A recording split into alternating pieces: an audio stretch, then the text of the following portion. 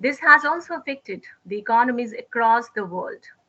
IMF's managing director, Kristalina Georgieva, over the looming economic crisis due to the pandemic said that it was the worst economic fallout since the Great Depression.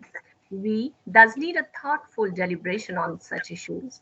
Therefore, today, in this session on international business and economics, we intend to deliberate on such contemporary issues. In today's session, we have Dr. B. Nimalathasan, Professor, University of Jaffna, Sri Lanka, as the session chair of this session. We welcome you, sir. He has done PhD from University of Chittagong, Bangladesh, in the year 2010 under South Asian Regional Cooperation SAARC scholarship. He has delivered 3 keynote addresses in conferences and seminars in India. He has written 5 books and 1 edited volume. He has published about 36 research papers in indexed journal and 37 in non-indexed journal. Professor Nimalathasan won Best Academic Researcher Award in year 2013, conferred by Association of Scientists, Developers and Faculties, headed at Pondicherry in the Union Territory of Puducherry, India. He has won Gold Medal Award from Annual Research Conference of University of Jaffna in 2010 and have 7 Best Research Paper Awards in recognition of his research works. He was conferred Young Management Scientist Award in year 2014 by the Governing Council of Scientific Management and Advanced Research Trust, SMART, for his exceptional academic calibre and understanding performance in research works. And also he received Most Outstanding Young Researcher Award in Management by the Committee of Vice Chancellors and Directors in Sri Lanka in 2014.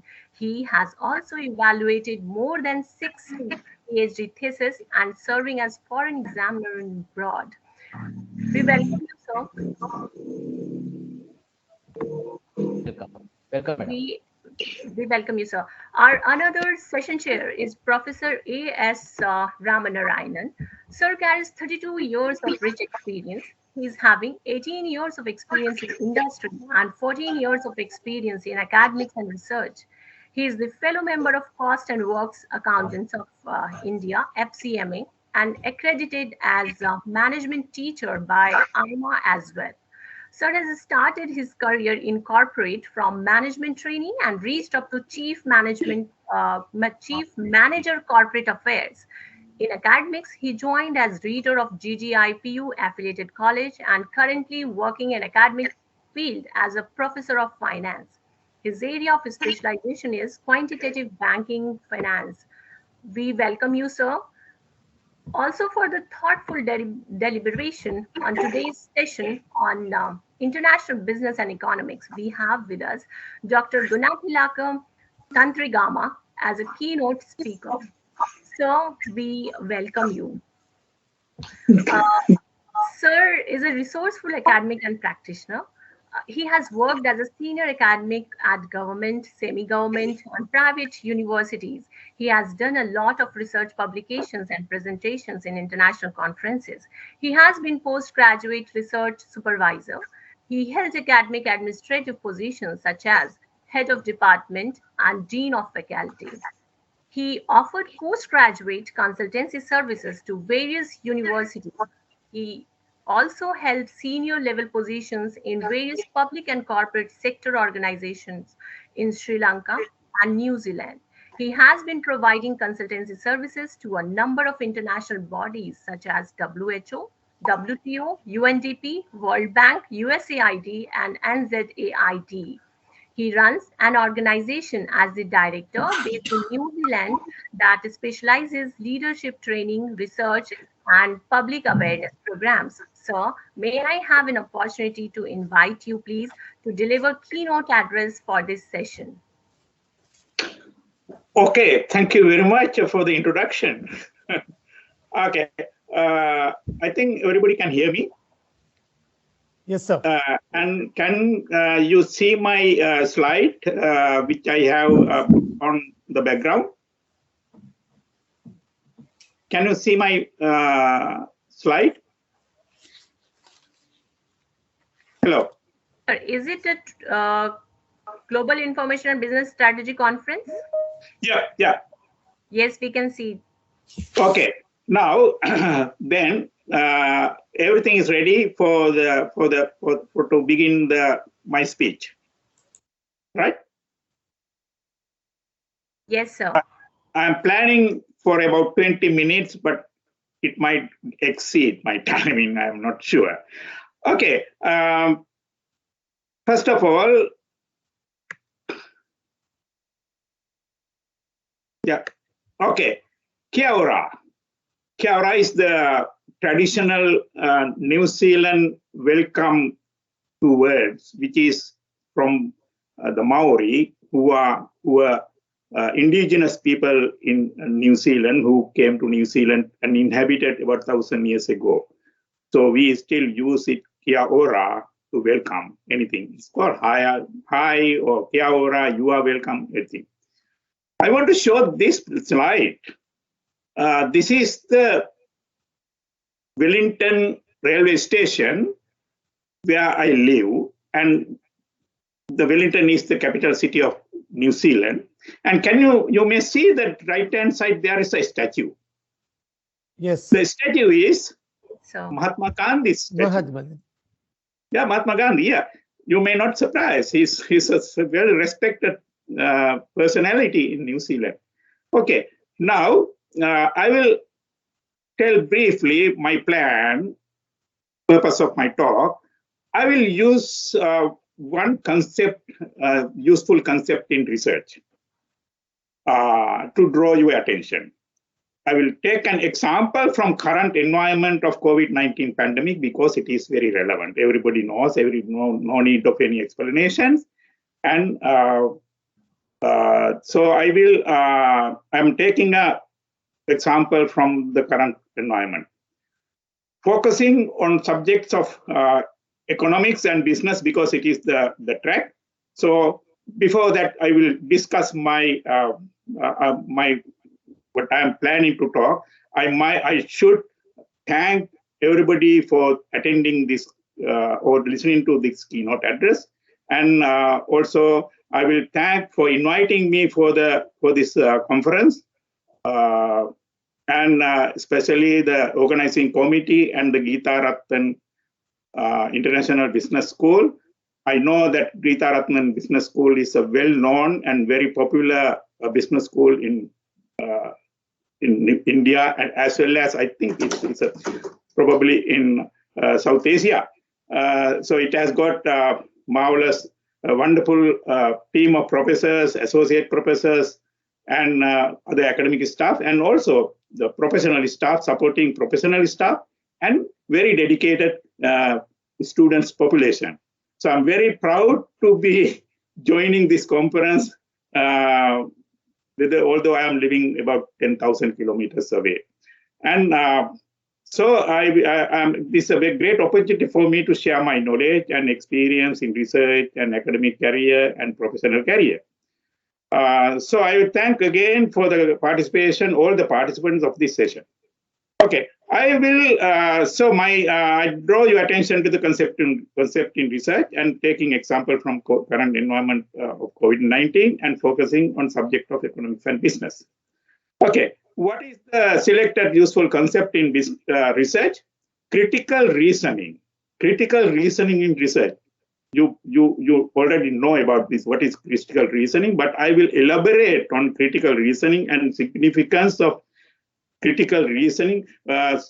In some text, it is called critical thinking, critical reasoning, likewise. So I'm using the critical reasoning as the concept, useful concept in research. So critical reasoning is thinking clearly and rationally, and understanding the logical connection between ideas, using existing knowledge. So when we are doing any exercise of critical reasoning, we first start with usually we start with the literature survey, which recorded all the existing knowledge. But in my case, I have taken my example. I did not do that much of a literature survey because there are no much of literature survey available for COVID-19. Still, it is being researched. Not much research has been done so far. So critical reasoning is the concept that I'm going to use in this talk and significance, and I'm going to apply this critical reasoning concept into COVID-19 pandemic situation. So my example from current COVID-19 pandemic situation is impacts of COVID-19 pandemic. You may appreciate impacts of COVID-19 pandemic. Many people are telling different things, but basically what we will see what are the impacts of COVID-19 pandemic. And subject matter relating to the economics and business is, I will discuss economic impacts of COVID-19 pandemic. Economic impacts of COVID-19, because I found that it is very relevant because this is economics and business track, and business is, to my knowledge, but I think business is part of economics because we are economists, so we put business as a part of economics, branch of economics. Okay, but I should say, when we are talking about economic impacts, we cannot forget about social impacts, because social impacts and economic impacts are very, very much interconnected. So in my talk, although I want to concentrate on economic impacts, I cannot simply avoid social impacts. So I will talk about socio-economic impacts of COVID-19 pandemic. I will use the critical reasoning concept and apply, and we will do some socio-economic impacts of COVID-19 pandemic analysis. Okay, how I can do that? How I am going to do that? I am going to use very popular diagram, which is also called Ishikawa diagram because it was first presented by Professor Kaoru Ishikawa. You can see that Ishikawa diagram here in my slide, and this diagram shows a skeleton of a fish to show cause on the left-hand side and the effects on the right-hand side. So what he presented was, most of the phenomena, especially in the social sciences, there is a cause and there is an effect.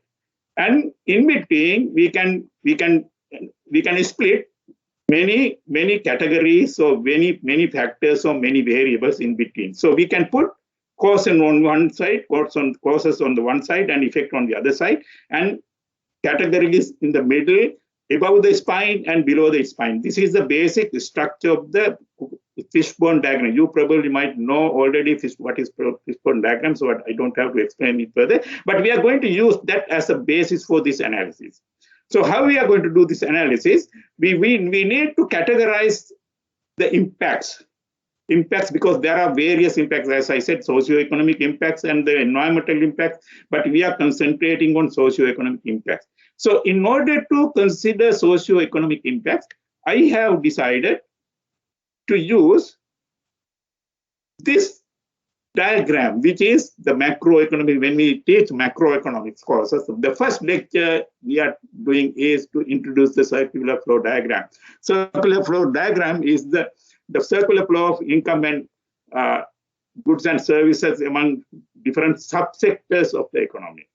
Subsectors are household sector, business sector, government sector, and international sector. So those are the subsectors of any economy. It can be India, it can be Sri Lanka, it can be UK, it can be Russia, or it can be America, Japan, any country. These subsectors are existing. So I'm going to use these subsectors for this analysis of socio-economic impacts of COVID-19 pandemic. So let's put this in the fishbone diagram again. We have, I have decided to put split. As far as I can understand, there are negative effects, which are the mostly focused effects, mostly talked effects, which are negative effect. And also we should not forget there are positive effects as well. Some people, they don't like to talk about positive effects because pandemic is a very, very sad thing for many families, many people. So because of the loss of their loved ones or relatives and death, the sicknesses and hospitalization, so many people, they don't want to talk about the positive effects, but there are positive effects. Since this is an example, I thought, why not we take the positive effects also into account? So on the upper side of this spine, the middle horizontal line, there are four sectors, and four sectors. First one is the negative effects on the households, negative effects on the businesses, negative effects on the government, negative effects on the international sector. And the below, I have drawn here positive effects on household, positive effects on businesses, positive effects on government, positive effects on international sector. So all the four sectors are taken into account, and the pandemic is the cause, and socioeconomic impacts on the other side. Okay, so let's take the first part, negative effects on the household. Now I would like to call paper code IB002 Professor Pushkar Dilip Parulekar and Dr. Ritu Bhattacharya for presenting their paper on impact of demonetization in relative strength of domestic investor vis-a-vis foreign institutional investor in Indian equity market. So please. Yeah, good morning everyone. My screen is visible. Hello. Yeah, am I audible? Yes, you are audible. Yeah, yes, now it is visible. Yeah, once again, good morning everyone, and thanks for giving me this opportunity to present on in this conference on the topic impact of demonetization on relative strength of domestic institutional investors, DIIs, vis-a-vis FIIs in Indian foreign institutional investors in Indian equity market. So it's a paper which is authored by me. I'm an assistant professor at St. Francis Institute of Management Studies and Research, as well as a research scholar with Mumbai University, and my guide, Dr. Ritu Bhattacharya, who is a professor at Sasmira Institute of Management Studies and Research. She won't be able to make it today because of some personal issues. Okay, as all of us know, demonetization was announced by our Honorable Prime Minister, Mr. Narendra Modi, on 8th of November 2016. There were three objectives. That one was to curb black money, to prevent hoarding of the cash, and corruption. So hoarding of the cash, generally Indians tend to invest a lot, even today, in gold and real estate. And these are the assets which are relatively less regulated, or particularly real estate, because there is no benchmark index like what we have in equities. It's not electronic trading, demat accounts and all that is little missing in. So it was expected that more and more Indians probably might channelize their savings into equity markets, that is stock markets. And if you find, since when FIIs were allowed back in 1992 to invest in Indian markets, they have dominated the Indian markets, in terms of their share. So this study was just to see post demonetization if there is any increase in the strength of domestic institutional investors when it comes to their say in terms of investment in Indian markets. And that is very important. It is common knowledge, and I've gone through a lot of research papers and all that. FIIs and DIIs generally tend to act in opposite directions. Whenever FIIs are net sellers, DIIs are net buyers, and vice versa. So that's the thing, and this helps Indian markets in our stability. The classic example is March 2020, when COVID hit us for the first time, or at least COVID-related impact was realized in first time. FIIs sold roughly worth 62,000 crore, and DIIs could absorb some of that selling with buying worth 29,000 crore. In spite of that, our Nifty crashed by 24-25%, some of the stocks even more. So this kind of opposite thing brings some sort of a stability.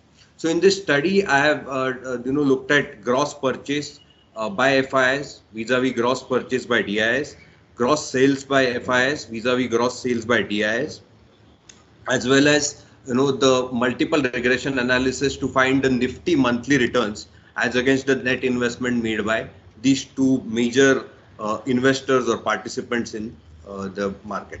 As I told you, demonetization, it was done earlier in 1946 as well as in 1978. But this time around, I mean, thanks to media coverage and all, it got a lot of attention, and as well as it was so sudden. At 8 o'clock, Prime Minister announced, and currency became kind of not usable, had to be tendered to banks by within 4-hour time frame was given. So research gap, what I found out was essentially this study, I divided the time frame between two halves, November 2012 to October 2016, pre-demonetization, November 2016 to October 2020, post-demonetization, two equal 4-year periods or 48 monthly observations. Okay. And the statistical tools whatever I've used were partially different from the previous researchers who have done research in this area. For study, see, essentially stock market or the investment in equity over a longer term, not intraday trading and all, is something which can give you above inflation returns, which is required. As they say, real return should be positive. And even after 75 years of independence or close to 75-year independence, many Indians are shying away from investing into stock markets. They invest still in a lot of money still lies in savings account idle, or people keep cash. So those kind of things, they are in a way destroying their wealth in the long run, which is not desirable. Objective was to calculate if there is any significant change of gross purchase of FIIs versus gross purchase of DIIs pre and post. Similarly, gross sales by FIIs and DIIs pre and post demonetization, and to quantify the relationship through multiple regression using correlation and regression analysis to find net nifty monthly returns are dependent on how much they are dependent on net flows of FIIs and DIIs. So hypothesis was, which was verified using t-test, the first two hypotheses, that there was no significant change in the gross purchase ratio of FIIs to the gross purchase ratio of DIIs in a pre-demonetization to post-demonetization. Similarly, gross sales number was not significantly different in these two time tranches. And third objective was to find out the monthly returns and their, using regression, how much they are dependent on net FII flow and net DII flow. The FIIs were allowed to invest in September 14, 1992. DIIs have been investors since inception.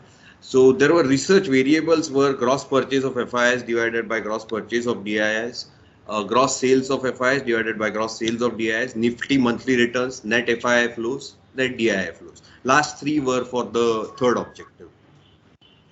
So t-test was used to find out if there, since there are two variables, t-test was used. Multiple regression, it was, B1, B2, that is percentage change in Nifty index for every 100 crore invested by FIIs and percentage change in Nifty index for every 100 crore invested by DII. This is monthly numbers, what I looked at for 100 crore investment, and this is net investment number, 100 crore. So first what I found was, if you see the mean number, there is a significant reduction, meaning DII strength in gross sales number. And why I bifurcated gross purchase and gross sales was for a simple reason. Whatever FIIs are buying, I mean, some stocks they might be plain selling and some stocks they might be buying, and vice same with the DIIs. It is not that whatever that is sold by DIIs is only bought by FIIs. I mean, there could be a stock preference, sector preference, depending on the situation at various point of time. So as you can see, using your p-value close to 0, your mean value has reduced substantially, indicating that FII's strength in terms of purchasing activity has increased post demonetization. Similar thing in terms of selling numbers as well, from 5.05 to 2.45. You can clearly see 48 observations for 4 years, 12 for 48. That is, you will find that, there is this mean number has reduced, indicating again gross sales by FIIs, as a gross sales by FIIs to gross sales by DIIs, the number has reduced, indicating again DII strength has increased post demonetization. Now, these were the regression outputs. You will find that DIIs in short term, because DIIs generally tend to buy on dips, and whenever there is a correction, DIIs tend to buy, whereas FIIs are more based on momentum. they tend to drive the markets. So that is why you will find negative 0.12 as a coefficient for DIIs and negative 0.18 as a coefficient for FIIs. This is a regression output. So 39% of variation was explained by FII and DII. P-value less than 0.5 indicates Nifty returns are dependent on them, but there are other factors other than these two, major participants in Indian markets. This is a correlation part of it. You will find negative 0.54 and negative 0.74. That is, DIIs in short term have a negative thing. Whenever Nifty corrects, DIIs tend to buy probably for a longer term, whereas FIIs tend to have a positive relationship with net monthly Nifty returns with a positive coefficient of correlation. So coming to results, demonetization has certainly meant that DIIs as a entity have increased their participation in the markets. More and more people are getting into equity markets through mutual funds and the mutual funds or insurance companies. Having said that, FIIs still, even though ratio has reduced from 5.25 to 2.45 or those kind of numbers, still FIIs dominate the Indian market, even after 75 years of independence. And in a short term, we are dependent on FII flows for our returns. So demonetization has certainly helped. And what is the from a societal point of view, retail investors should get into or could get into long-term investing. I again repeat, long-term investing, not intraday trading. Long-term investing through the insurance companies or your mutual funds for a longer-term investment in Indian markets. So that's the thing. These were the references I used, and the papers I reviewed, and some of the websites from which I took data or verified data. So that's from my side. Thank you. Thanks a lot for listening to me. Thank you, Professor Pushkar, for your presentation. Now, I would like to invite session chair for discussion and question answer session. Thank you, Miss. Thank you, Sir Pushkar, and for your comprehensive presentation. So I would like to know what is the direct impact of demonetization in the foreign direct investment?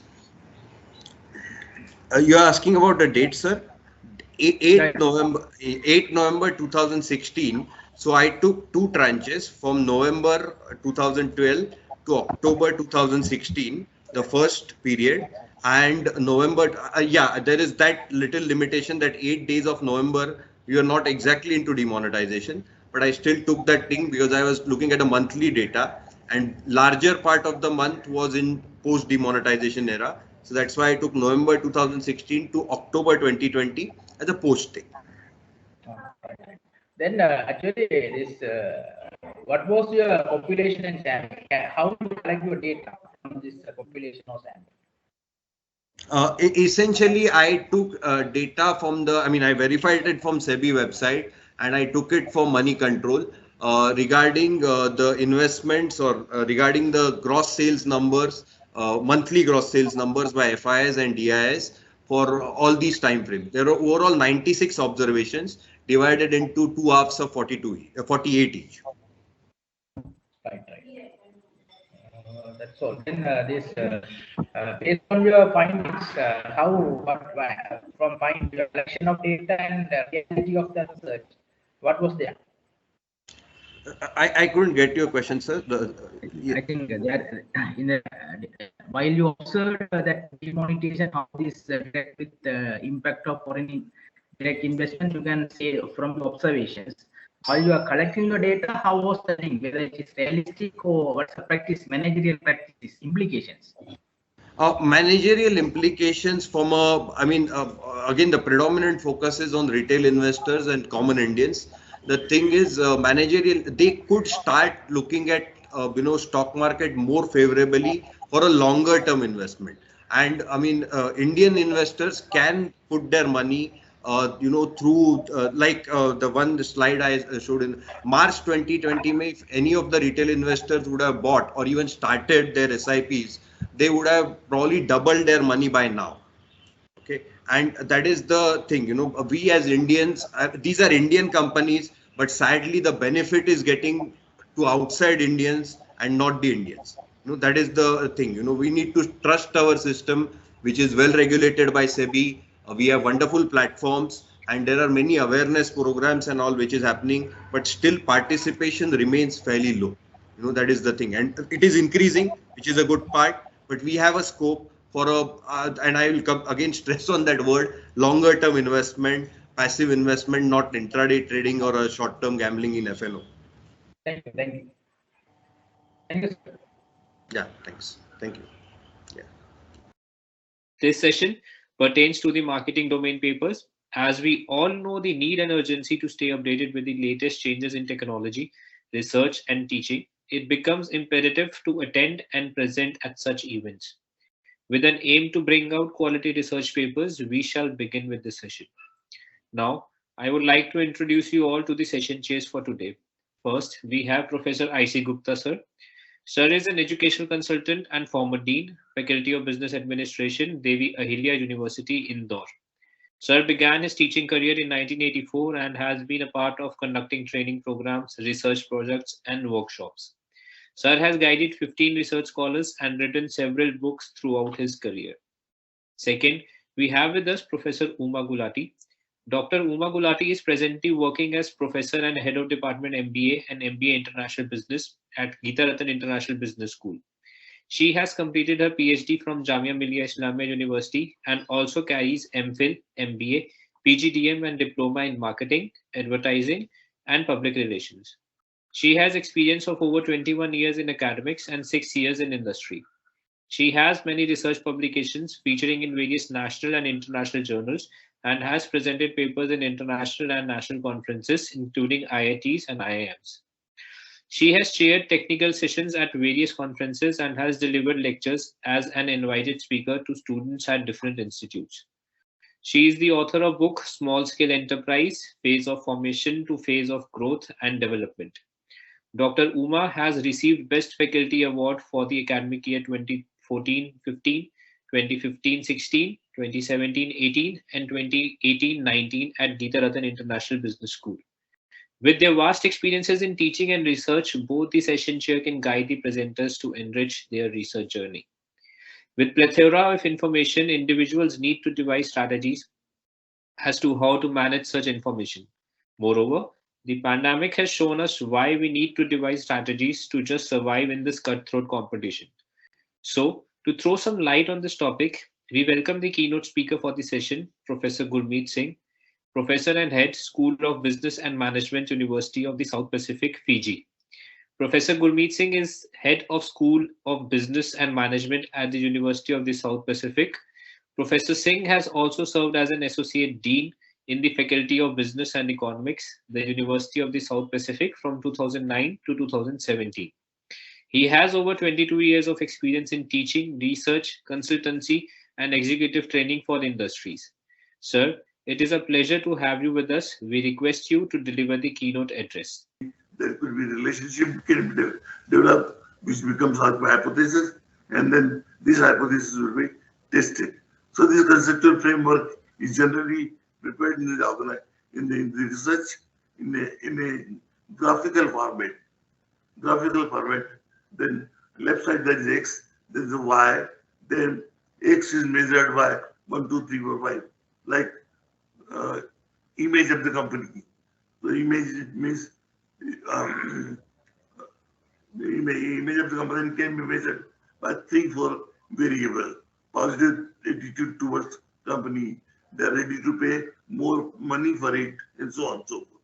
So X, and then X will be measured by 3, 4 variables. Similarly, Y will be measured by 3, 4 variables. And what are the relationship between these variables, which will develop hypothesis. And this hypothesis will be developed. So this is another area of hiccups. Now one of the key area of research methodology. Many people have really made a lot of mistake in this. Nobody here today in the presentation mentioned research design. None.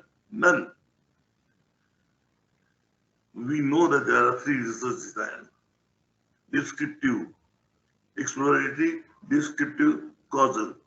Not only that we can give the name in our research, we should also justify why are you using exploratory research or descriptive research or causal research.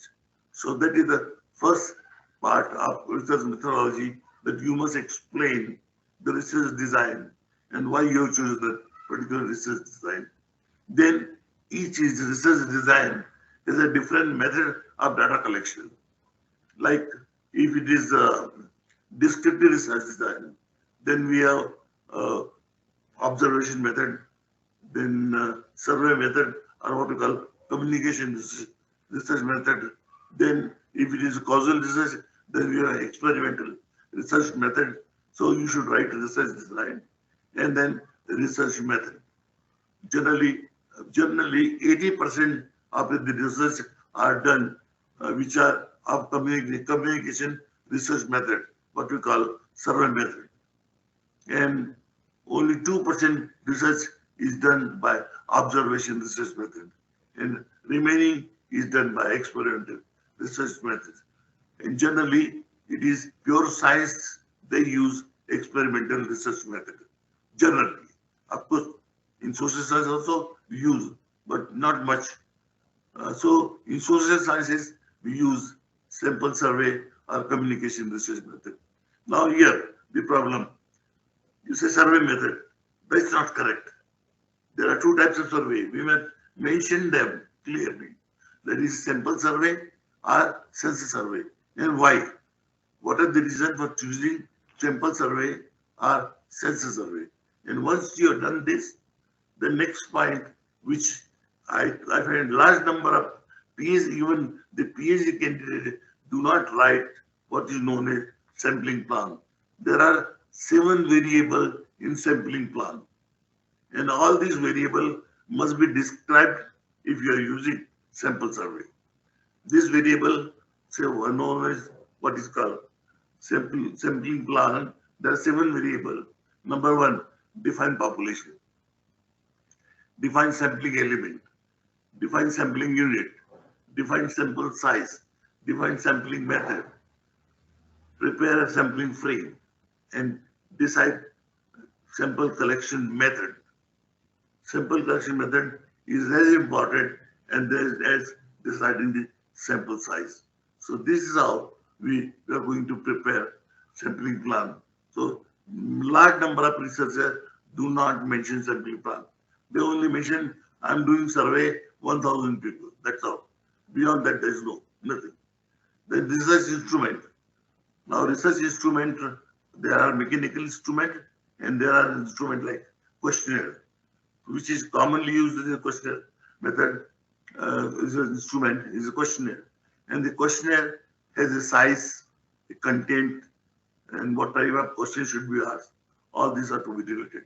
A large number of time here, the question that we ask are not correct.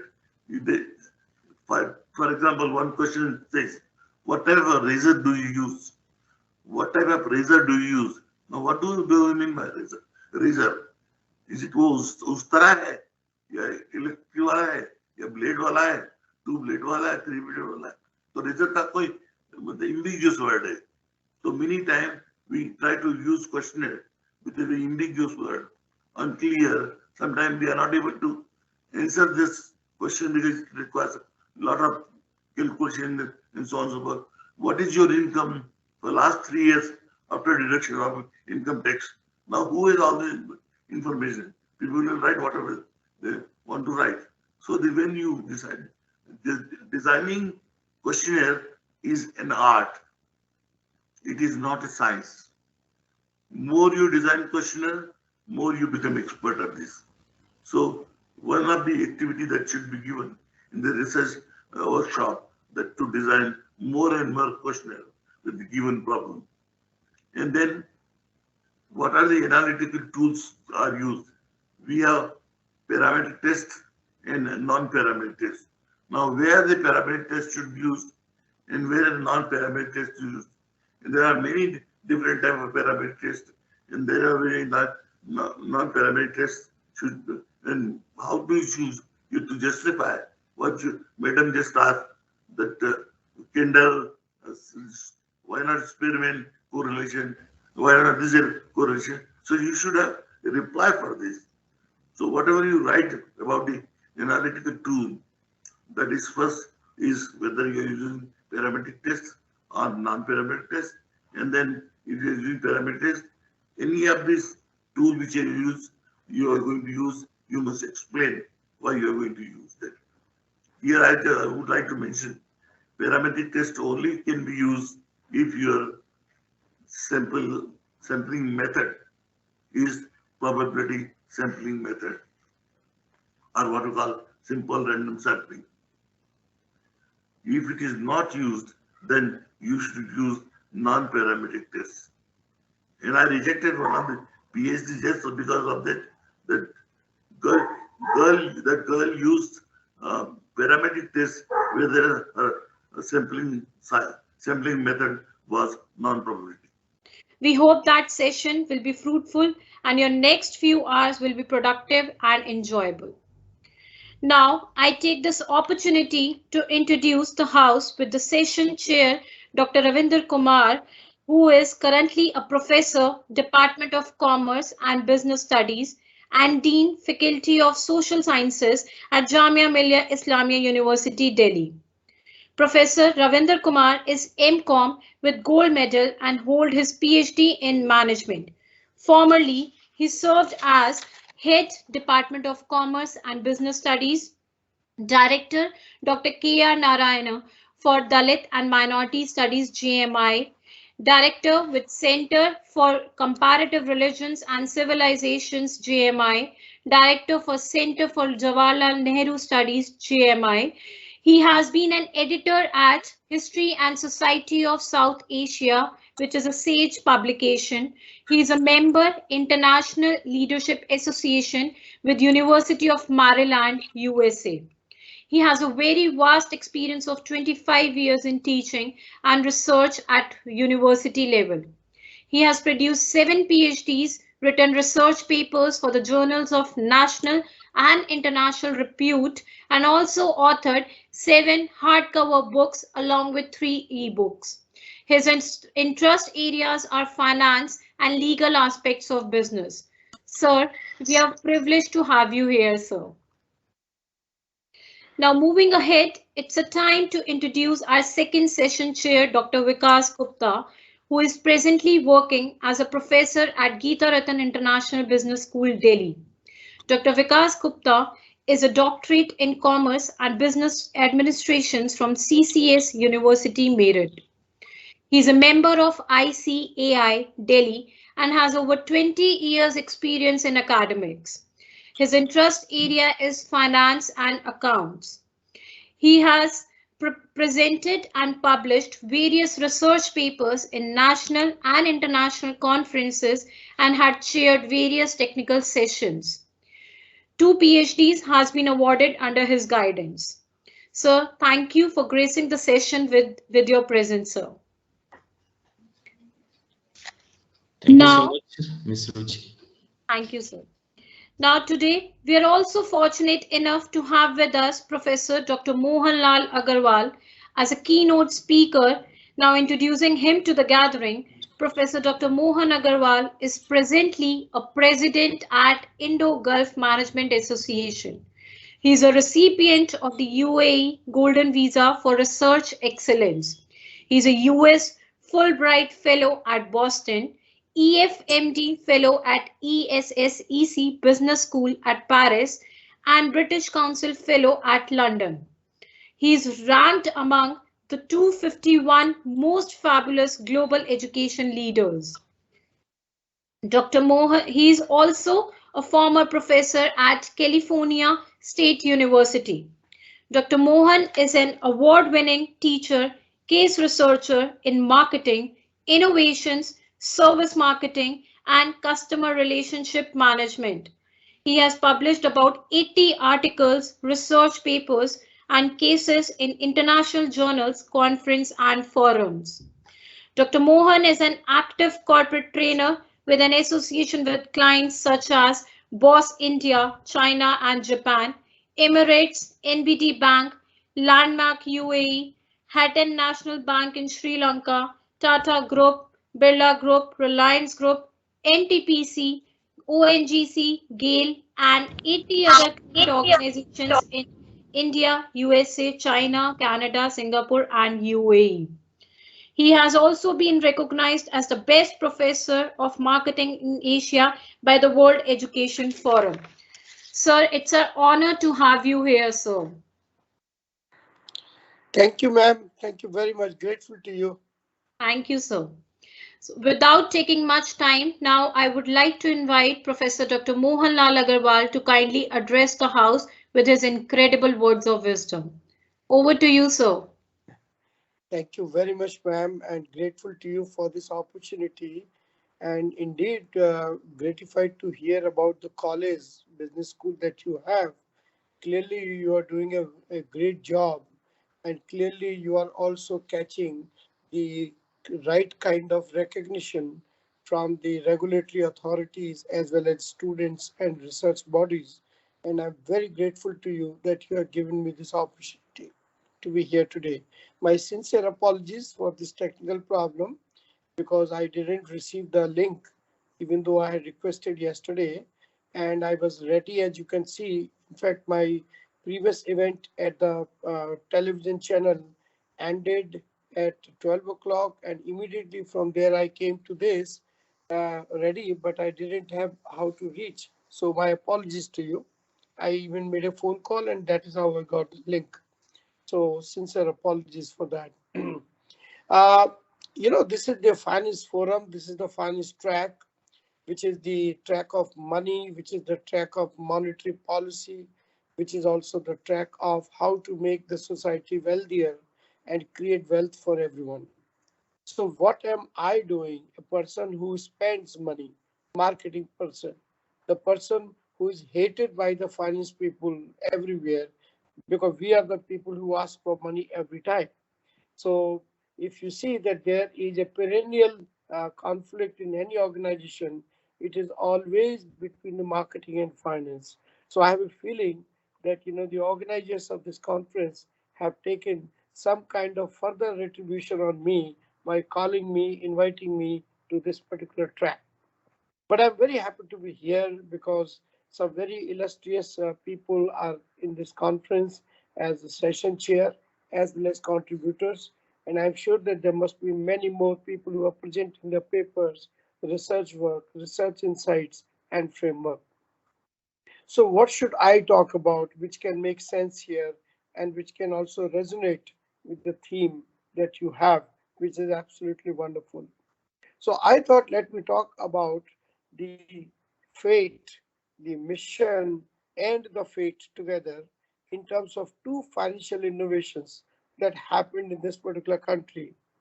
And many others are happening, but I'm just highlighting two because I thought that the both financial innovations were in the nature of social innovations in finance. They were not financial instruments change, but they were having the society at large at heart when they were being talked about. The first one is the successful innovation around the world, and that is a microcredit. That how this microcredit started in Bangladesh, which got the Nobel Prize to Dr. Muhammad Yunus when he started this Grameen Bank and created a finance for all, financial opportunities for all. This is what we call that at the bottom of the pyramid, finance is playing its music. Finance is creating its magic. That is exactly what happened here. That where downtrodden society, social parts of the society were uplifted with the wonderful magic that finance plays in our life. That where vendors, street vendors, veggie vendors, thelawala, all of them received the benefit of this microcredit. So much so that I was happy that I met Dr. Muhammad Yunus when he came to Boston.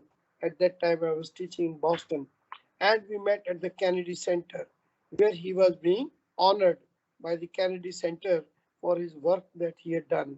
That was a few years after he had received the Nobel Prize. And very, very recently, just last month, he and I shared one more platform in Geneva, which was on human management or humanistic management conference, where we both were speakers at that time, where he also shared that how this microcredit has become, instead of an innovation only, but it has become a movement. And it is not only a movement for a particular country, it became a global movement. So much so that micro credit or Grameen Bank is also in the largest economy of the world in the US, in the East Coast, into those areas which are downtrodden there also, in African society, in African and American society, American African society, in New York and Boston and other areas. In fact, he had gone there to inaugurate the branch of Grameen Bank in the US. So see that this is what I call the process of reverse innovation, because most of the time innovations came from the Western world to the Eastern world in terms of these areas. The rich nations had the innovation and we were the recipients of it at a later stage. But in this particular case, a financial innovation took place in a not so rich nation, and that particular nation is now showing the way to others in terms of how to involve, include, and all those things that we are talking about in terms of inclusive society or inclusive financing or inclusive development. All that became possible only because of that financial innovation. So I just wanted to highlight that how important, incredibly successful, incredibly accepted innovation it was. On the other hand, there is another case of financial innovation which I thought should have been as successful as microcredit was, but unfortunately did not even gain any traction at all. It died perhaps before it was even delivered. I'm sorry to say this, it was many people called it a stillborn baby. So what am I referring to? I'm referring here to what we call the reverse mortgage. The reverse mortgage, a wonderful concept in financial engineering where the banks undertook the responsibility of supporting, aiding, monetizing, and freeing the senior citizen people. And as a result, it was such a wonderful thing that should have been welcomed by everyone, in which the assets which were not productive at all were suddenly made productive with the use of this financial engineering of reverse mortgage, reverse house mortgage, in which people could live with dignity, in which the retired people could live without depending upon their children for their day-to-day expenses, for their operational income, for living the life that they all deserve. Unfortunately, this particular model failed terribly. Exactly what happened? Why it didn't take off? If microcredit could succeed in Bangladesh with everything, what happened to the reverse mortgage in India? Why such a thing which is successful elsewhere didn't happen at all, never mind success in India? Just to give you one example, that I myself wanted this, and I tried this with all documentation and everything, and only one bank came forward, and that one bank was a public sector bank, Punjab National Bank. Even their documentation was so, sorry to say this, frustrating, that I thought it would have been a better idea to sell the house and keep the house sale property into bank and receive interest out of it. But that was not the goal, our reverse mortgage, because these are our dear properties, emotionally dear property. We are attached to them. And still that particular part was not very well captured by finance or financial engineers in terms of creating that innovation. I think this is time for us in this particular forum with the wonderful people that we have, the financial wizards, either in IMI or ex your place, who can show us the way that how this particular thing could become a subject of better research, applied research, so that this social innovation could gain ground. Why this particular thing was made so difficult to implement? Why this particular thing was not marketed at all? Why the social resistance, if at all, or those pockets of social resistance at all, were not addressed very well? What exactly happened? Was it only a lip service, or was it a viable financial product right from the beginning? If it was this thing, why it was not participated and vigorously marketed by financial institutions? Why Reserve Bank of India, where I had the honor of serving with Dr. Manmohan Singh when he was the governor, and I was in the Reserve Bank of India, Mumbai, where we used to take banks to task for some policy implementation failure. Why this policy implementation failure escaped the eye of Reserve Bank or other regulatory or finance ministry? I think that is some kind of a mystery to me. Why the people who have gone for this, 9 out of 10 people have come back. They say it's fine. We don't want to give our house for reverse mortgage. In both the cases, it was an innovation. In both the cases, they were social innovations.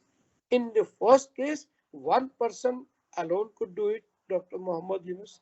In the second case, the institutional support system, the ecosystem which was behind it, failed. Was there something deeper than this? I think these are some of the questions which I thought I will leave behind in my brief address to this particular trend.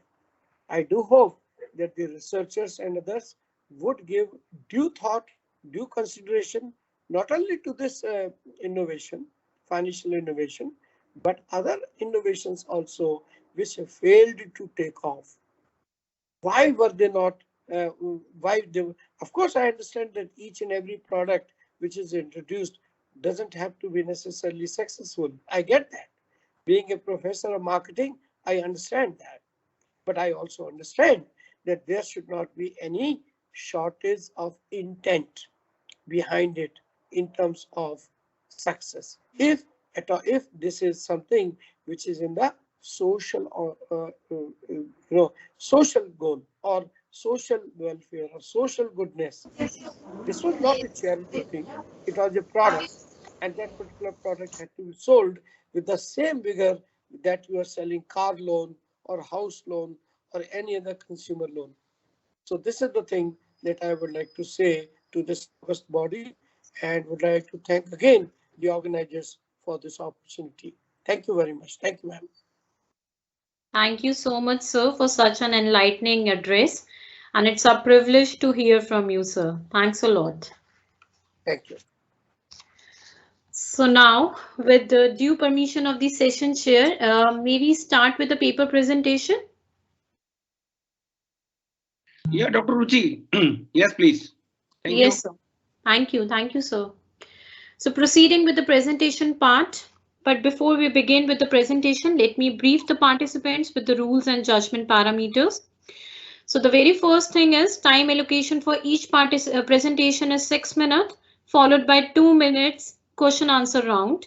And second, each participant will be judged on 5 parameters, that is objective of the study, research methodology, findings, presentation and question answer round. Each carries 10 marks. So every presenter will be judged on a total score of 50 marks on the above parameters. Now, may I now request our first presenter. So this is an information for the session chairs that the first presenter with paper ID FIN001 will be joining us late due to some medical issues. So we'll directly proceeding with the second paper. Is it clear, sir? Yeah, it is clear. Okay, sir. Okay, okay. So now, may I now request our second presenter with paper ID FIN002 with named Miss Sahana Sheth, Professor Saptarishi, Mr. Ritesh Sheth. I can see Mr. Ritesh is there in the participant list. Can you hear us, sir?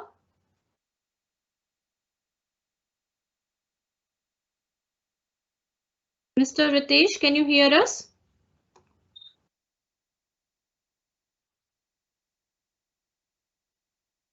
Dr. Ruchi, visible but not audible. Yes, sir. I can see his name in the participant list, but I think he is not able to unmute. Okay. Okay, sir, can we proceed? Yes, Mr. Ritesh, can you hear us?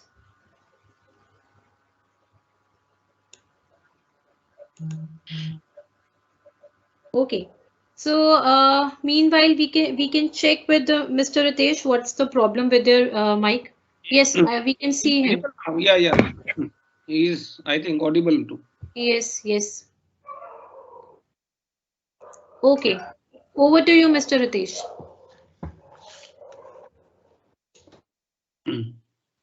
Mr. Ritesh, you need to unmute yourself, I think. You are not audible.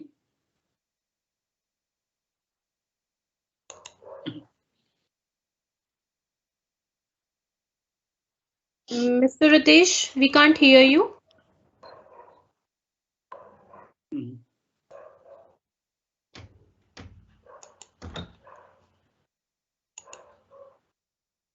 Miss Ruchi, I think he's not in this meeting right now. So Sir, can we invite some other? Okay. Yeah, Please invite another paper. Okay, okay.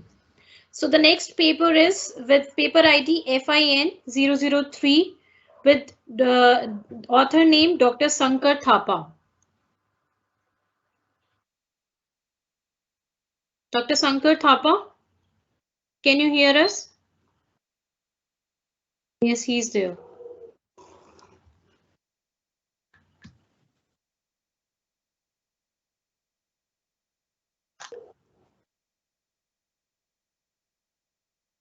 Dr. Sankar Thapa. Yeah, ma'am, am I audible? Am I audible? Yes, sir. Yes, sir. Am I audible? Audible as well as visible too, sir. Okay, okay. Can I? Okay, can I start? Yes, yes, sir. Because of network, I'll just because of network problem, just I'll mute video. Okay, will it do, madam? I think you can mute your video, no problem. Should be audible clearly. That's it. Okay, ma'am. Okay, sir. Okay, sir. Thank you so much. Good afternoon to all of you, respected chairpersons of the session and all esteemed participants. So myself, Dr. Sankar Thapa, I'm going to present my paper. Topic is a study on modeling the volatility of the sectoral indices in Indian stock market. So outline of my presentation is introduction, literature review, objectives, methodology, empirical results and discussion and conclusions. Basically, in introduction part, I'll just give a brief introduction. In an economy, capital formation is very important for the development of business environment as well as economic growth. The capital formation takes place through the inflow of investments from various sources. The economy of a country depends on stock market for capital formation in the country. The surplus funds of public are being channelized to stock market to meet the need of the industry. This allocation of capital is being used as productive investment for the growth of the economy of the country. And basically this capital formation through stock market provides a platform. Can you hear me? Dr. Sankar Thapa? Sorry to intervene you, sir. Your screen is not visible to us, sir. Your screen is not visible. Can you please share your... Okay, just a minute. Yes, sir. Oh, okay, just a minute, ma'am. Yes, really sorry to intervene. It is presenters organizer can it is not showing the sharing part. It's not visible. It is from that part. I think you should allow me. Yes, sir. Sir, we have given you the, we have authorized you with the for presenting. It's not showing that option actually. Just a minute. Just a minute, ma'am. Yes, sir. Just a minute. Maybe because of network. Just a minute.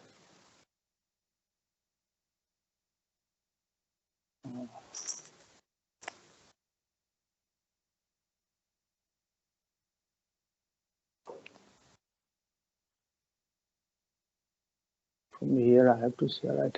Is it visible, ma'am? Not yet, sir.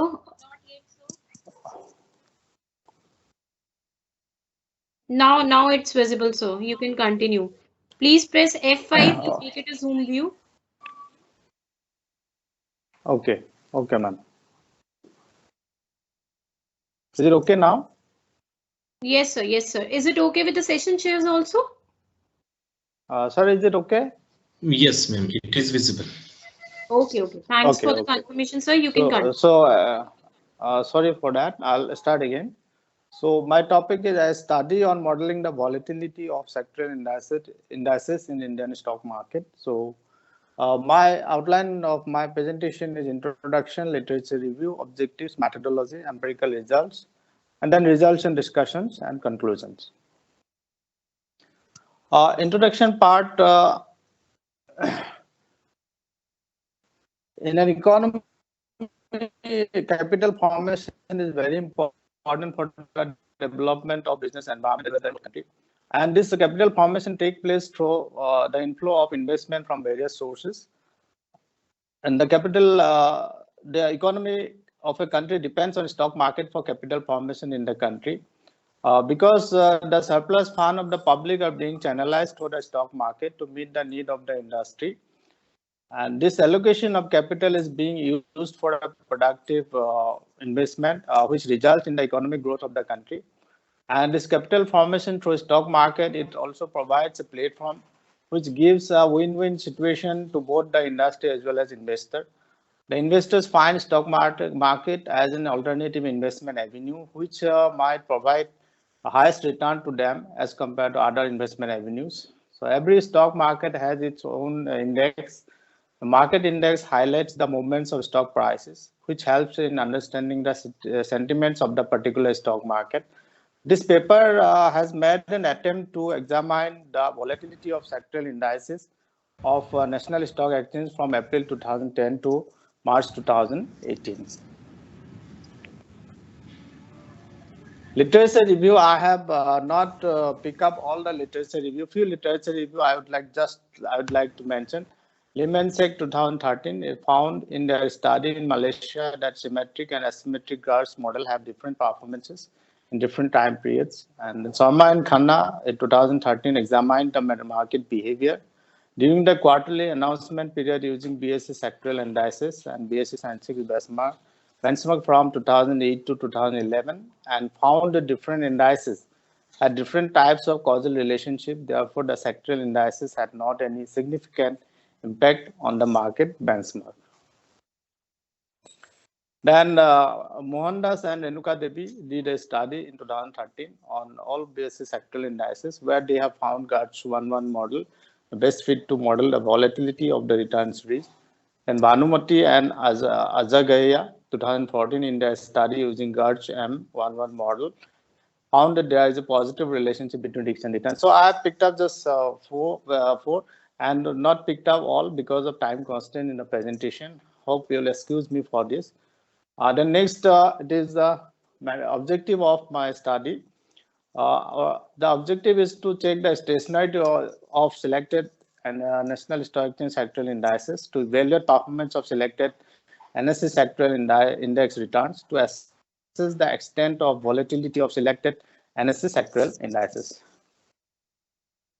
The methodology, I'll just go a brief of the methodology, not go through all.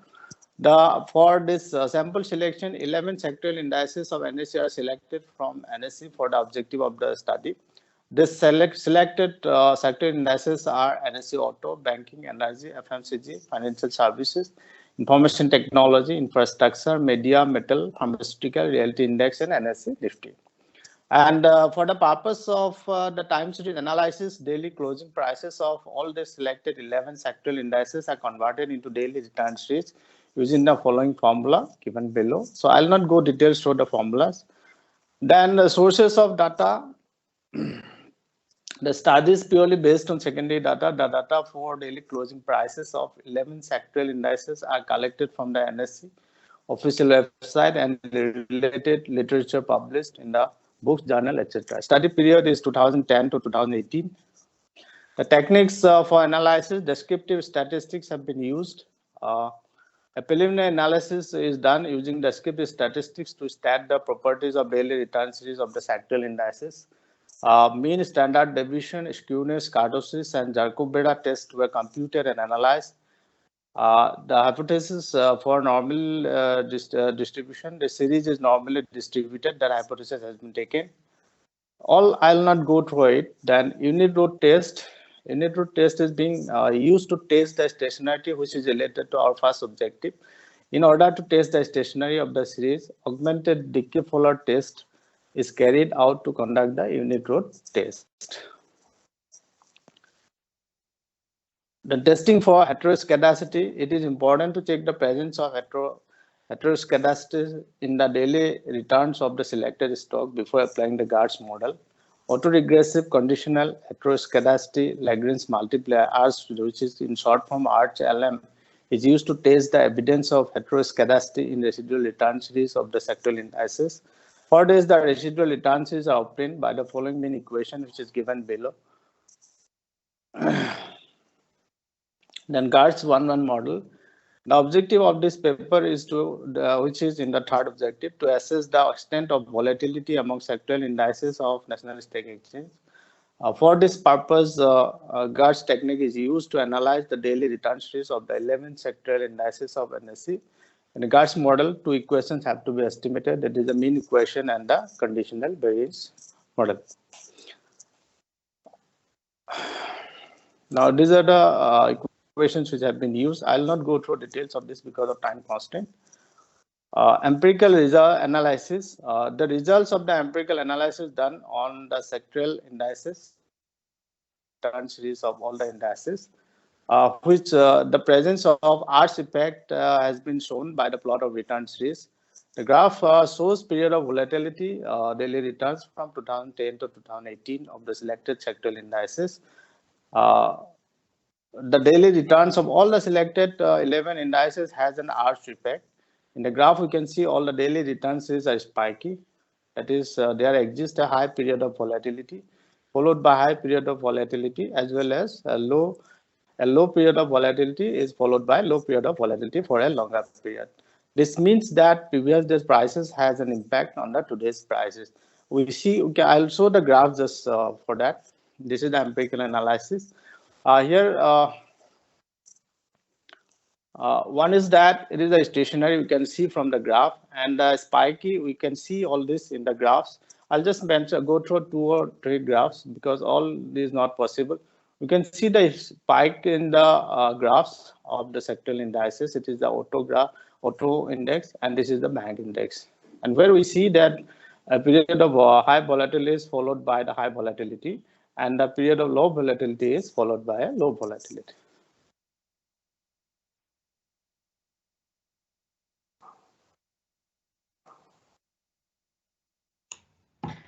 Then we'll go to the result discussion. This is the summary of descriptive statistics of all the sectoral indices of National Stock Exchange. And from this descriptive summary of descriptive statistics, we see that the FMCG index has the highest mean return as compared to other indices, and the reality indices has the lowest mean return as compared to other indices. And it has also, from here, if we compare, you see the standard deviation, we find that reality indices have the highest risk as compared to other indices.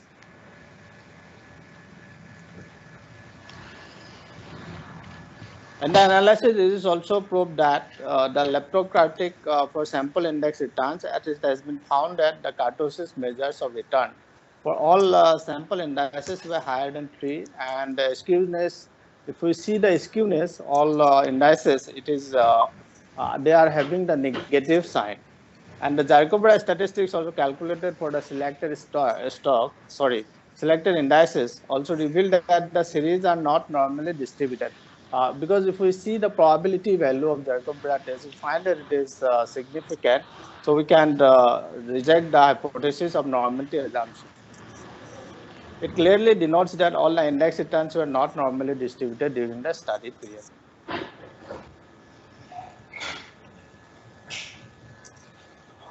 And then analysis of augmented Dickey-Fuller test statistics for NSA sectoral indices returns. The analysis of ADF for all the indices and NSE Nifty from 1st April 2010 to 31st March 2018 is shown in table 2. The result of ADF indicated that returns of sample indices were stationary. So, therefore, the null hypothesis, there is non-stationary in the returns of selected sector indices of NSE is not accepted. This is the table. If you look at the probability value, we find that all the values of the indices are below this 0.005. Next, next we have this ARC-LM test for NSE sectoral indices. To check the presence of ARC's effect, ARC-LM test was done. The summary of ARC-LM test for selected sectoral indices are shown in the table 3 here. This table we find that all the that there are significant arch effects in the returns of all the sectoral indices during the time period under consideration. Due to the presence of arch effects, it is proceeded to estimate the GIBS model for all the series.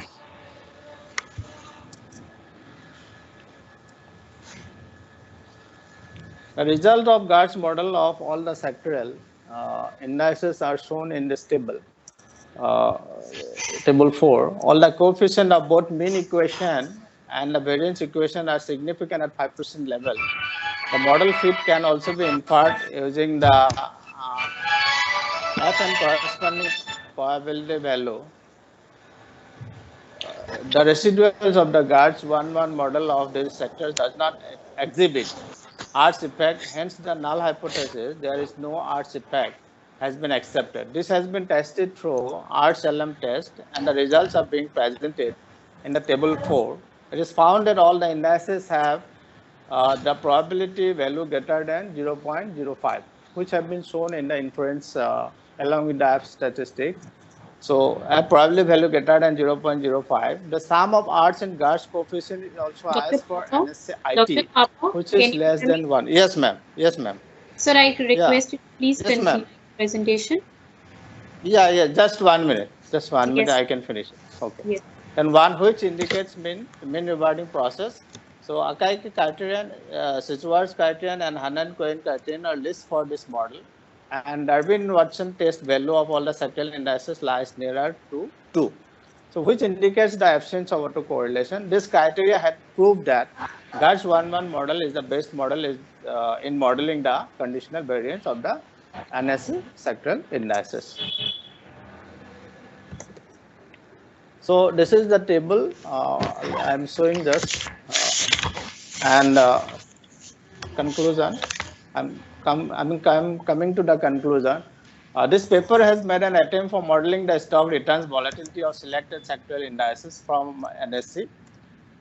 The ARC-LM test confirmed the absence of arch effect in selected sectoral indices. The characteristics of returns such as normality, stationarity, autocorrelation, and heteroscedasticity have been tested. GIBS 1-1 model has been found as the best model for predicting the volatility of the return series of the indices in the study. Thank you. Any suggestion, please?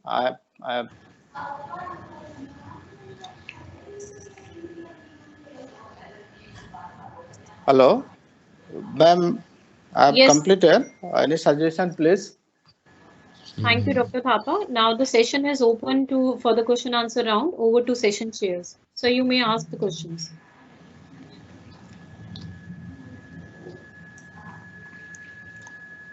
So should I start, Professor Kumar? Sorry, I was muted earlier. Hello, Dr. Sandeep. Yes, sir. So I appreciate your effort. This is a good piece of study, empirical study rather, based on the systematic review. And yes, sir. Hello, hope I'm audible to all. Hello, sir. Yes, sir. Yes, sir. You are Yes, sir, you are Your audible. voice is, You are audible. your voice is breaking actually. Breaking for all. So you are audible. You are audible. Actually, sir, perfectly. I am not being able to hear Okay, Dr. your voice. Sandeep, may have some network problem, network issue. So Yes, sir. That is right. Yeah, I was listening to you and I've gone through your paper also. This is a good piece of study. There are the empirical study based on systematic literature review. And I have found all the research objectives, in the complete agreement with the topic itself, right? They are inconsistent. They are consistent with the topic itself. And analysis is also fine. Okay, I just one question about you. I mean, topic is fine, objectives is okay, right? Research methodology, no issue, presentation as well. Okay. Just one question: what are the policy implications of your study, this empirical research?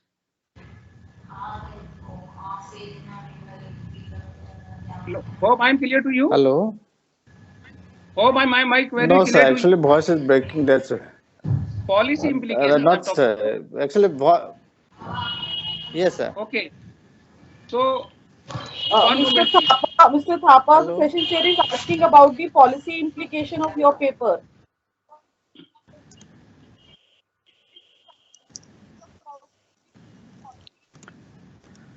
Is there any dialog box we can use? Okay. Actually, this section it will happen. Hello. Sir, since it's Miss Dr. Thapa, can you hear us?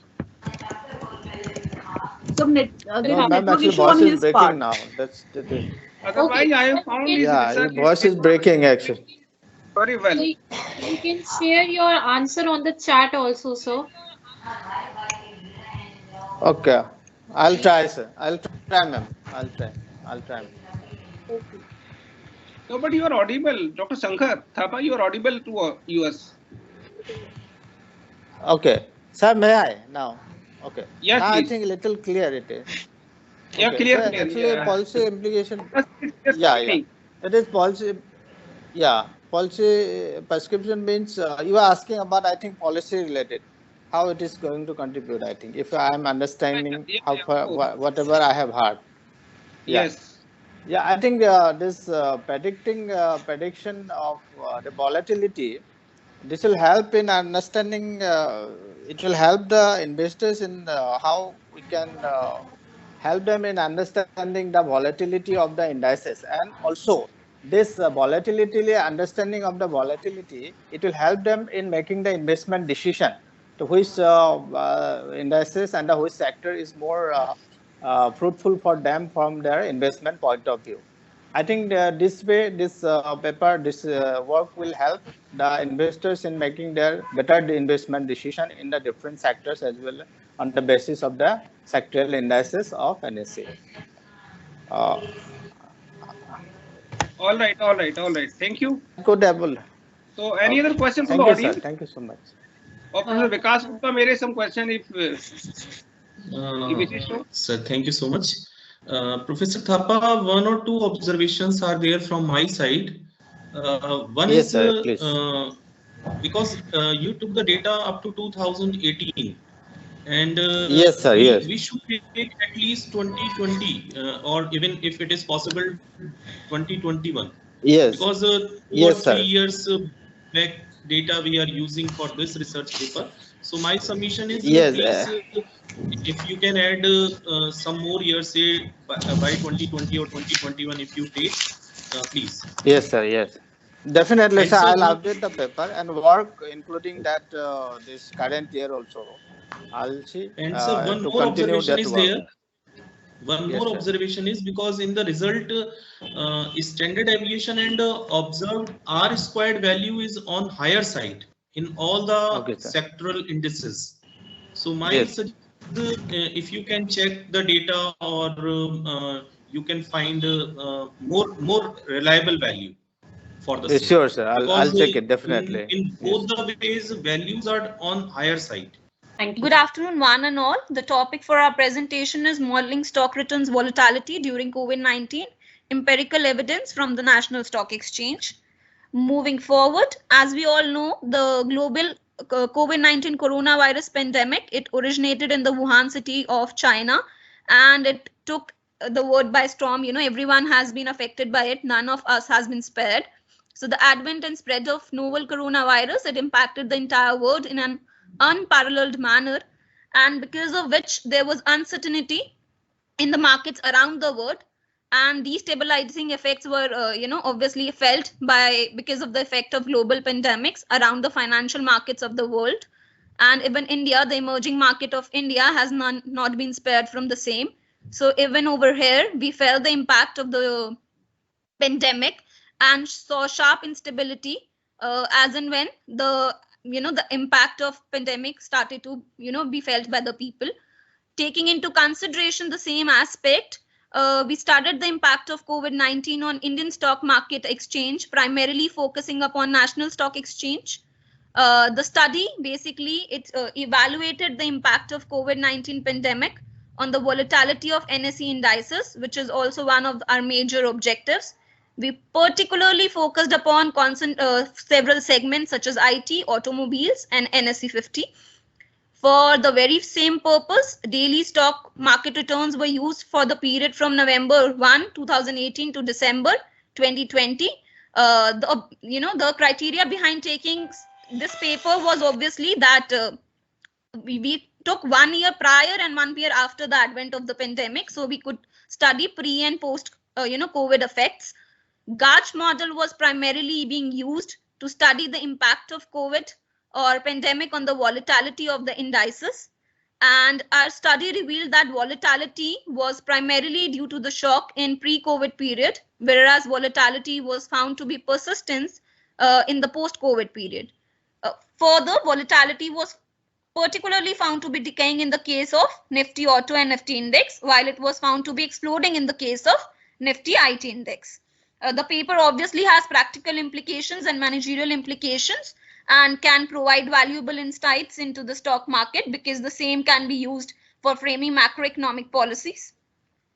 As already been stated by me, the global COVID-19 pandemic, it affected one and all, and it has been one of the pandemics which has primarily affected everyone.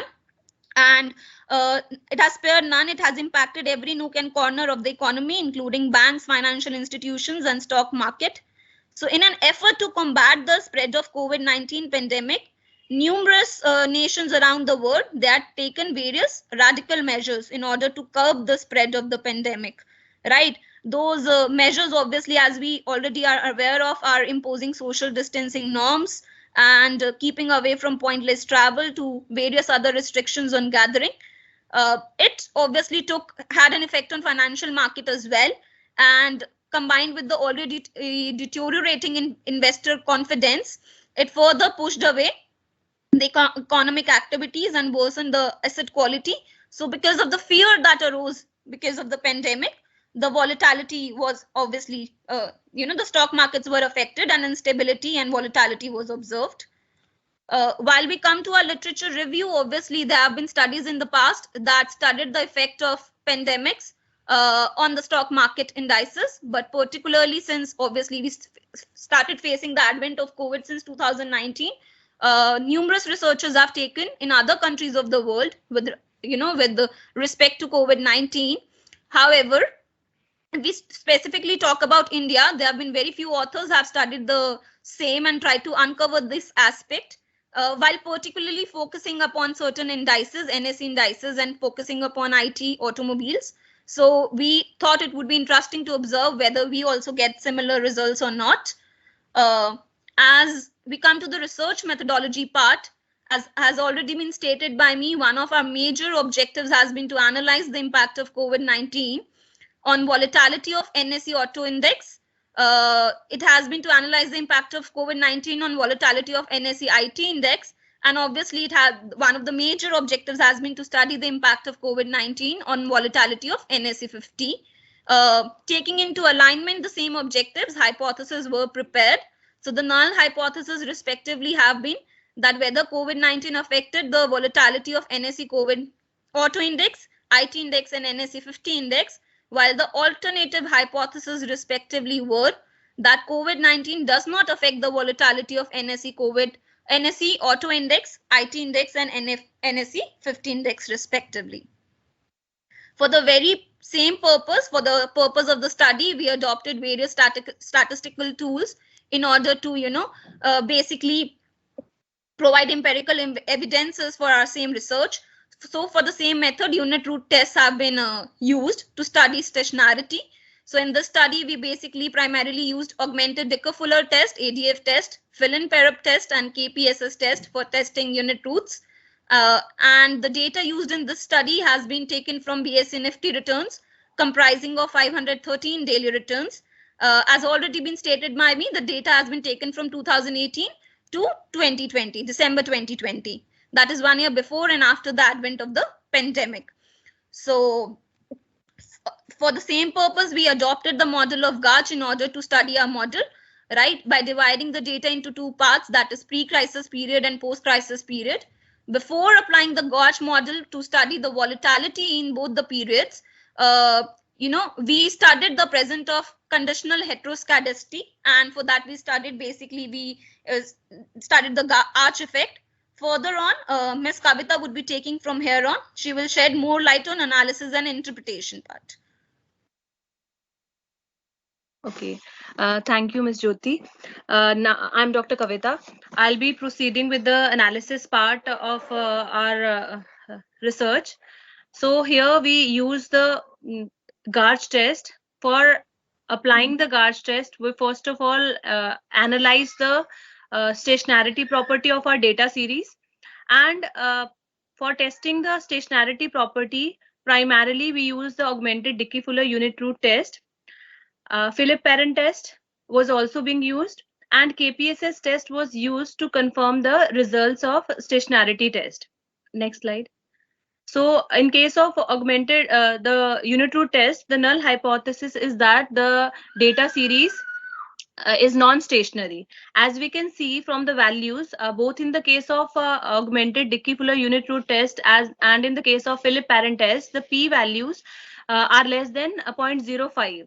So we tested the same at 5% level of confidence, and we can easily conclude that the data is stationary, since it is the value of probability is less than 0.05. Coming forward to the next slide, KPSS test. The null hypothesis in case of KPSS test is opposite to that of ADF unit root test and the Philip Perrin test. In case of KPSS test, previous slide. In case of KPSS test, the null hypothesis is that the returns are stationary. So here we can see that the p-value is 0.00. So we can easily accept the null hypothesis that the returns are stationary. So from all the tests, we deduce that the data series under consideration is stationary in nature. Moving forward to a Gauge analysis, we first of all estimated the we analyzed the data series and we deduced that the data is having arch effect. Since the data was having arch effect, thereby implying that the data series is having volatility clustering, means the periods of high volatility are followed by periods of low volatility, high volatility, and vice versa, that is periods of low volatility are followed by periods of low volatility. Since this primary condition was fulfilled, so we proceeded to apply the Gauge test. Several other conditions which are of paramount importance in the application of Gauge test, they were also fulfilled. That is, we checked the correlogram Q-stats and correlogram squared residuals, and all the conditions were being fulfilled in addition to the presence of arch effect in the data series. Now, the analysis, the interpretation of the GARCH 1-1 test, previous slide. The interpretation of GARCH 1-1 test indicated that we first of all divided the data series in pre-COVID and post-COVID period, and the analysis revealed that the data, the volatility was mainly caused by shock or news in the pre-crisis period, whereas it was caused by persistence in the post-crisis period. The other conditions that is related to Durbin-Watson statistics, as we can see on the screen, Durbin-Watson statistics was closer to 2 in both the periods, that is pre-crisis and post-crisis period, which indicated that our data is free from autocorrelation. The coefficients of Arch term as well as GARCH term, they were found to be significant, they were positive. The sum total was somewhere equal to 1. So all the conditions required for a model to be a good fit, those conditions were fulfilled.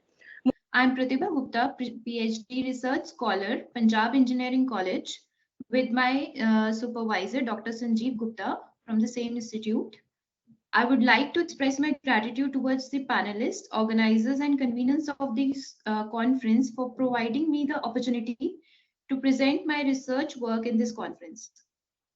The title of my research paper is Traditional Finance and Behavioral Finance, a Detailed Analysis.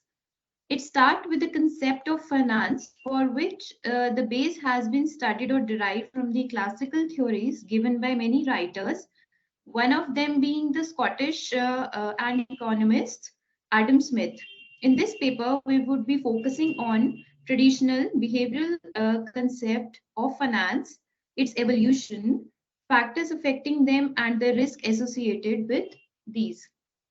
So starting with the introduction part, finance is a term that is used from many decades, which encompasses in itself basically the proper utilization of funds and further credit creation and overall related with the management of money. The term finance was evolved back in 20th century. So the traditional finance was basically used up to 1950s, and then the concept of modern finance evolved between 1950s to 1990s. And then from 1990s, behavioral finance till today is being used. Moving to the introduction part to be continued, the traditional finance is related to human beings who could appropriately access the market conditions and took logical decisions regarding their investments and the risk associated with it. On an average, the markets were considered efficient and unbiased. On the other hand, if we move to behavioral finance, this concept basically talks about how the psychology and emotional aspect of an investor affects his ability to assess the market accordingly, plan his investment, and make maximum gains. So, in behavioral finance, logic and reason is absent. In case of this aspect, and people are ruled by their beliefs, emotions, instincts, and presuppositions regarding the investment decisions. So in this paper, we will basically focus on the factors that have led to the change from traditional finance to behavioral finance, and also comparative study on both the concepts has been done, and also the benefits and disadvantages of the twin study. So moving on to the literature review part. So the literature review has been done from where the finance concept has been started near about 300 BC. The most historical presence of finance was felt. It can be mentioned as the start of civilization with the introduction of the term finance during the Babylonian Empire. The concept of banking emerged as all the valuables, gold and precious metals were kept in temples, palaces, as they were considered safe. Moving on to the further, the recent researches have been, and a literature review has been done in the paper, which tells us about the different variables. That is, Brian told about the fake news on behavioral and its impact on behavioral finance, and the further studies, as has been shown in the slide, shows that various variables such as loss aversion, and fintech and terrorist finance and efficient market hypothesis concept, all these have significant impact on the investors' decisions. Similarly, these also have been studied for the review of the paper. Moving on to further, like a few contributors of finance include Markowitz, Tobin, Sharp, Trainer, Black, Scholes, etc., that have given major contributions to the field of finance, and their main contributions and findings are being shown on the screen. That is, the theory of finance had been started way back in 1759 till date, and many of the major theories have been evolved, like the CAPM model, efficient market hypothesis, portfolio theory, approach, and many more.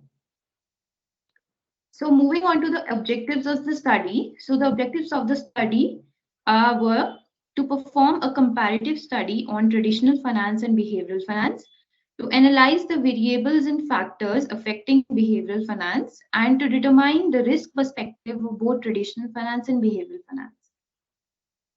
The data and methodology includes that, first talking about the data, data is considered from various published UGC and Scopus-based research papers, books, websites, etc. for a deep understanding of the topic, and the methodology includes a qualitative analysis that has been done through the charts and graphs, and a theoretical survey of all the variables, not all, but some variables affecting investors' decisions has been done in this paper.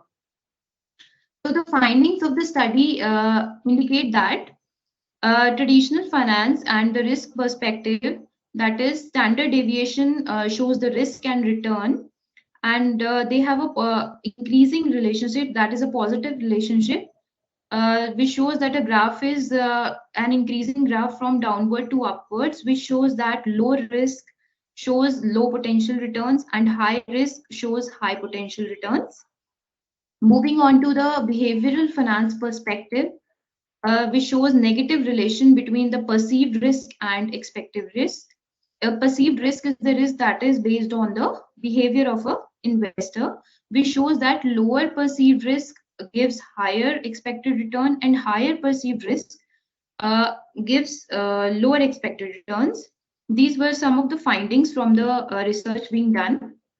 And the variables that have been affecting the behavioral finance are loss aversion and bias, which mainly includes investors that are likely to sell assets at a loss than they are to sell assets that have gained in value, even if predicted returns are comparable. Then comes the prospect theory that affects the behavioral finance, which tells that the hypothesis proposes that the decision-making process is divided into two parts. That is, the first is framing, that refers to how the arrangement or perception of the scenario in which decisions are made. And the second is the assessment, in which the decision maker compares losses and gains to a variable reference point based on individual analysis. Then the third variable which we have considered for our study is heuristic. Heuristic is basically the shortcut that helps people to solve problems and through which decisions are taken efficiently and effectively without wasting time. Then the fourth variable we have considered is overconfidence effect, which describe how novices and expert alike have a strong desire to believe on the various emotional aspects of a investor. Then the last is the risk and behavioral finance perspective, which we have already been discussed in the previous slides, that how risk is a multi-attribute and how it affects the investors' decisions. Moving on to the conclusion of the article or research paper, the traditional finance is based on the cognitive aspect of the investor and uses numerical metrics such as beta, standard deviation, etc. And behavioral finance, on the other hand, uses both cognitive as well as emotional aspect with mathematical variables.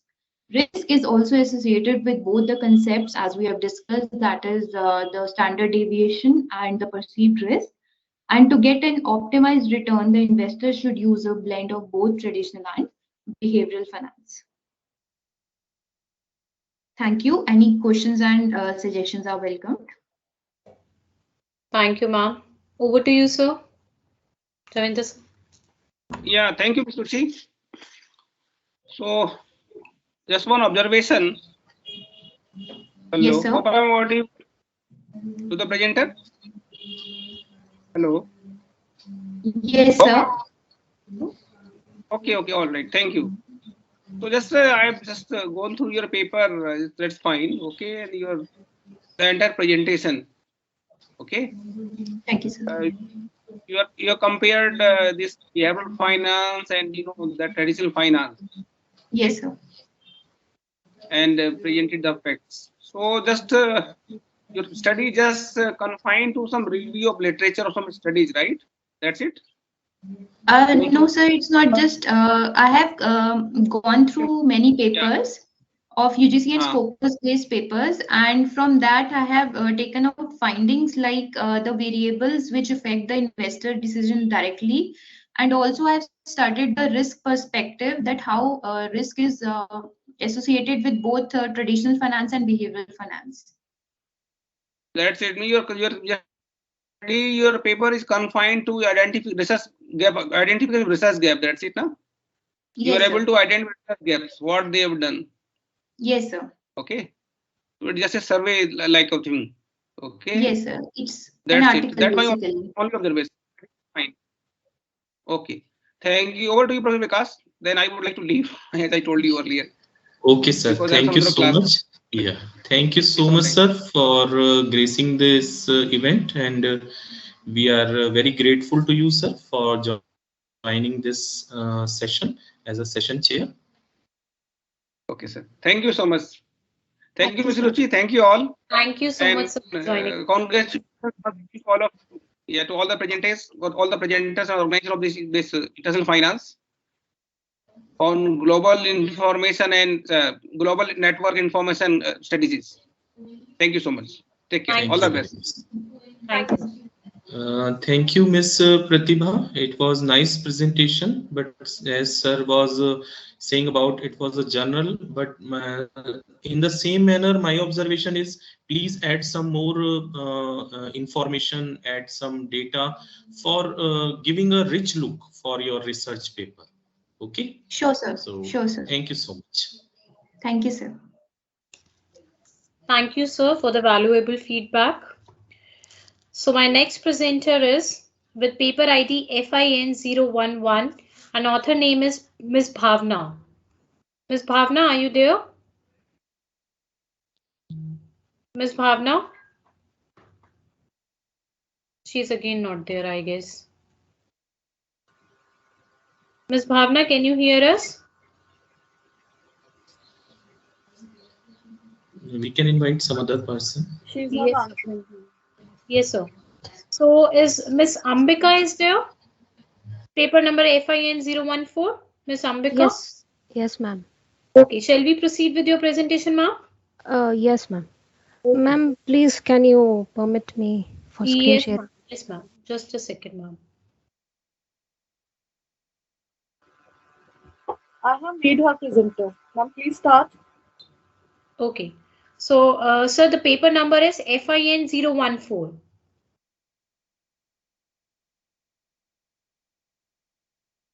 Okay, Miss Ambika, you can proceed with your presentation.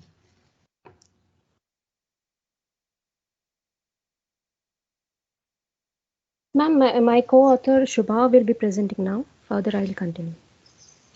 Okay. Hello everyone, this is Shubha here. Good afternoon.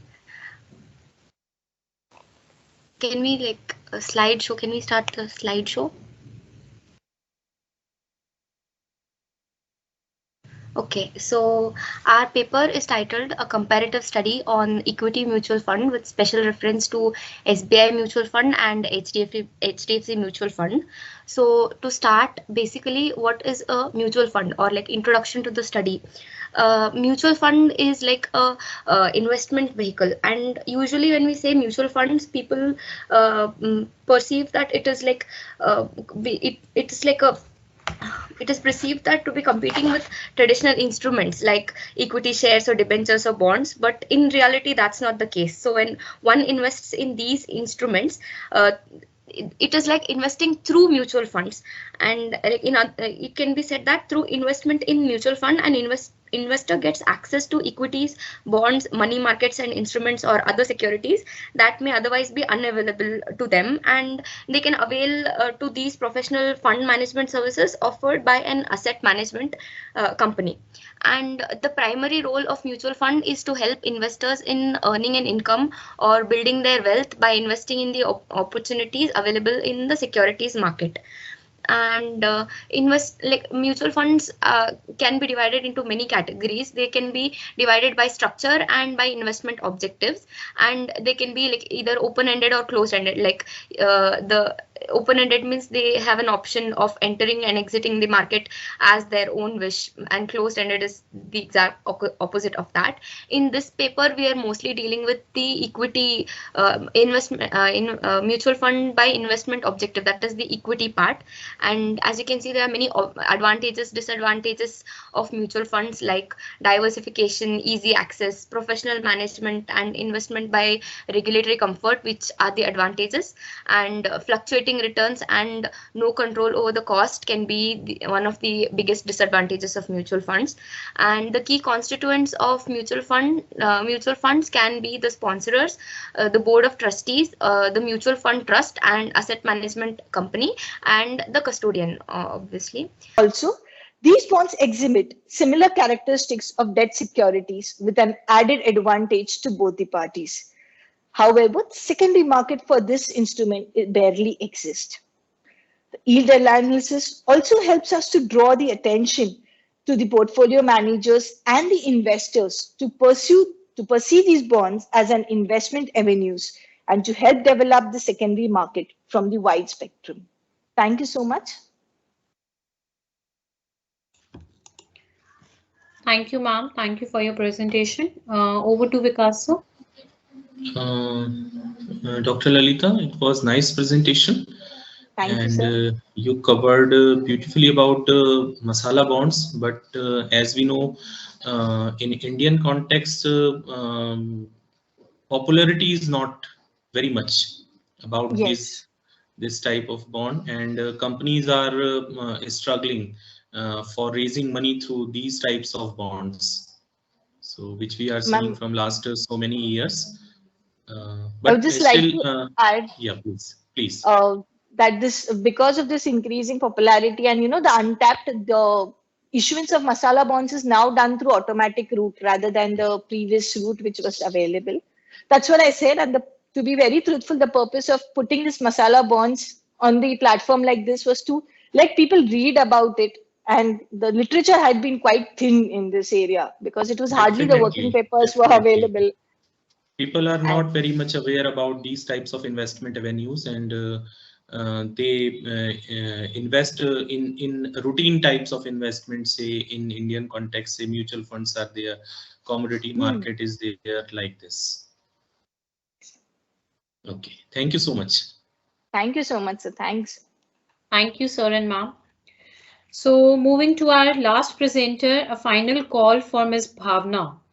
Paper ID FIN011. Ms. Bhavna? Ms. Bhavna? She's facing a lot of problem with the internet. Ms. Bhavna, can you hear me? Yes, sir.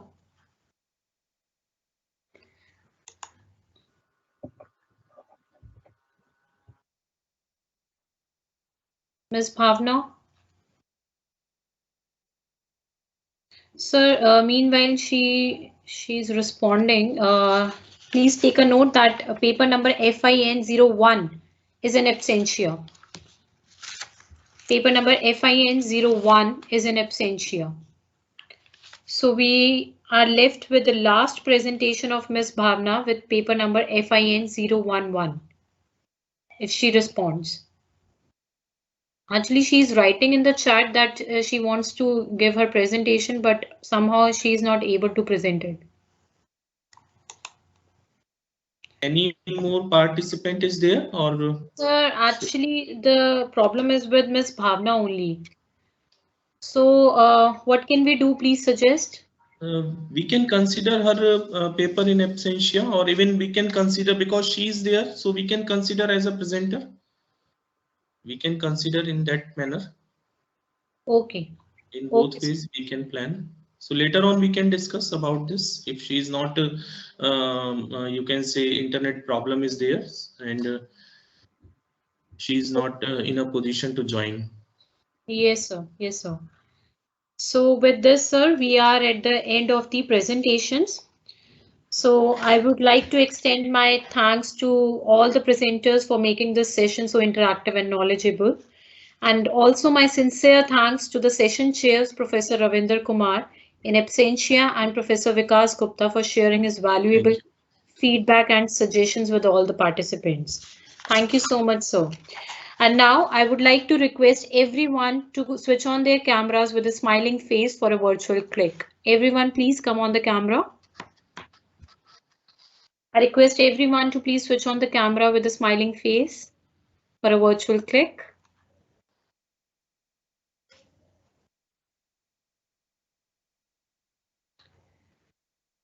Manisha ma'am, can we have the click?